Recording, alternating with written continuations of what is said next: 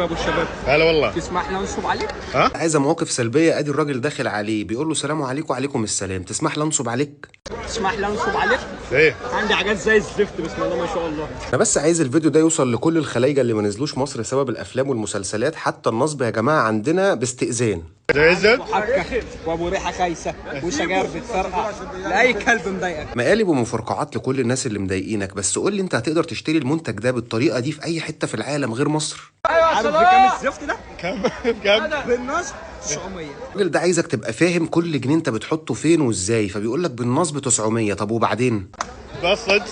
500 وفي الحالتين منسوب، فانت ريحنا ورايح دماغك. يعني ناصب معلش يا باشا، النصبيه هنا بيعه، انت ما اتغفلتش، وانا واثق ان انت وافقت ان انت يتنصب عليك بمزاجك. الحالتين منسوب عليك، إيه؟ فانت ريحنا ورايح دماغك علشان ننجلع من على الاب وام الزج اللي مزعلك.